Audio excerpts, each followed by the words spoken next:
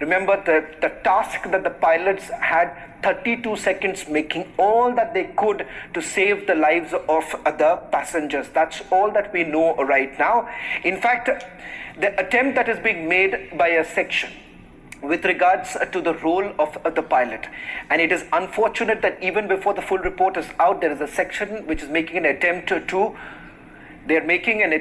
to malign the pilots. Now that is the reason why you have for the Pilot Association putting up a statement right now, granted by the ATC. So it basically means it's leaving the Bay Area, and thereafter the aircraft was transferred from the ground to tower control. The tower control thereafter gives the clearances as far as the wind speed, etc. The aircraft was thereafter instructed to line up on runway 23. That's where you would have the idle engines. The aircraft was cleared for takeoff from runway 23. Now this is important because this gives you a sense as to whether at all there has been any adverse weather condition or not. This makes it very clear that there were no adverse wind conditions and it was appropriate for the aircraft to fly, and all of that is being mentioned in the report. Now, this is a clear jump to the moment when the flight actually crashes. So that's the time, 32 seconds that we've been talking about. That's the 32 seconds. And finally, around 1:39, when was the last message coming in from the cockpit of the Mayday. That's thrice you have had the pilot saying this, and then the crash actually takes place. So all of it, remember the task that the pilots had 32 seconds, making all that they could to save the lives of the passengers. That's all that we know right now. In fact, the attempt that is being made by a section with regards to the role of the pilot, and it is unfortunate that even before the full report is out, there is a section which is making an attempt to malign the pilots. Now that is the reason why you have for the Pilot Association putting up a statement right now. Now first, this is the conversation. Why did you cut off? I did not do it. Now the reason why you have a lot of chatter now going on as far as the role of the pilot is concerned, because some have now asked this question, what happened next? Of course, we do not know because large amount of the data is yet to be examined as yet. You have the black box. There are two components of the black box which is being retrieved. One of it I'm given to understand, which is from the tail, has been completely damaged. Mr. Bawa, I want you to come in while we also quickly clear this out, the statement that has been coming in. Why exactly this attempt being made to malign the pilots right now? We do not even know. So for all that we can, at least prima facie, if you go by the report, it clearly shows that all attempts are now being made by the pilot to revive the engine.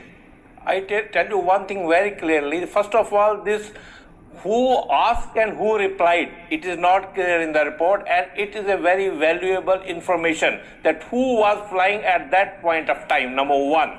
Number two, if we study the air crash accident reporting, it is very common that every accident first they lead towards the human error.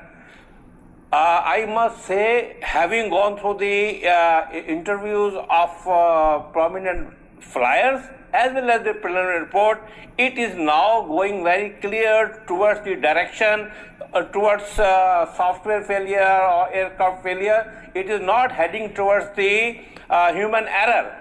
That is the one reason now people are trying to malign the human, to bring in the human factor. We must see, history is there. Every time they took...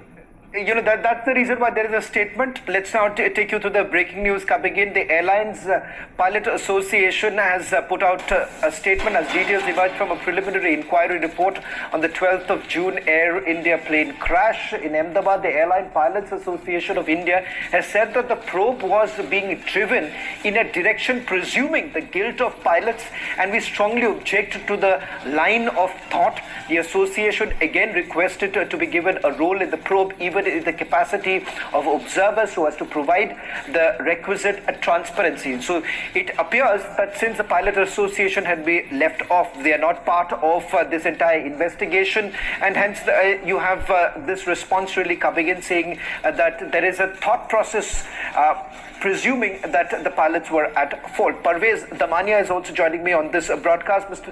Damania, thank you very much for joining us.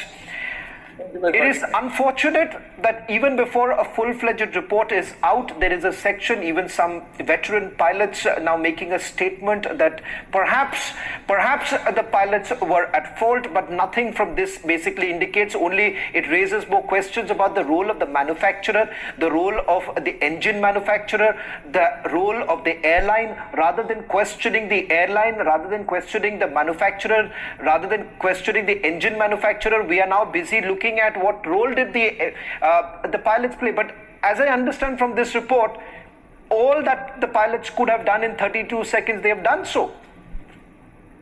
First and foremost, I do not believe that any sane pilot, if you see the report, the details and the profile of the pilot is completely given. Their experience and all the details are published. The report publishes every aspect of what happened and the conditions of the aircraft, the training of the pilots, the process which the flight took off, even to the extent that when the aircraft landed at Ahmedabad, there was an issue with the aircraft which the pilots pointed out, which the engineers corrected. Now, that means when the pilots took over the aircraft at Ahmedabad, everything was in condition, all the checks were in place, there was no issue at all. The report also points to the experience and the certification of the pilot. The commander was endorsed on 310, 787 and 777. The co-pilot was endorsed on the 320 and 787.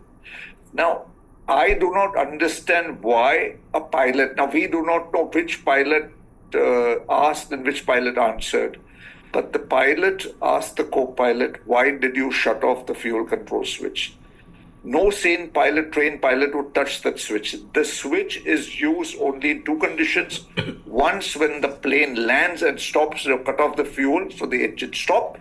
And second, when there is an extreme emergency in the air, where engines have caught fire or an extreme emergency has occurred, by shutting off the fuel, you could save the passengers for safety concern. Another thing, let's be very, very clear how the switch works. The switch is not your bathroom switch. While you're walking, you touched it and it went off. The lever has to be pulled up, pressed and put into position. The best part is there are two different switches. So the pilot not only put one switch off, after some time put the second switch off. Then the other pilot asks, why did you do it? And he says he did not do it. That means, according to me, it's very, very clear that the pilots did not do or put switches off. Now, the report doesn't say, the black box report should say, did this switch turned off was done, physical turn off was done, or was it electronically done? Mr. Damania, can I just, you made a very, very significant point. You said electronically, so is there a possibility that something else could have led to this cutoff if there is no physical intervention? Yeah, I'm just going to go to this page of your report itself, where it is pointed that airworthiness bulletin was passed on December 17, 2018, which very clearly said that regarding the potential disengagement of the fuel control switch feature, means a bulletin was passed that there was an issue regarding the disengagement of this switch. So it was an issue. I don't know how seriously it was taken. Can I just add to that, Mr. Damania?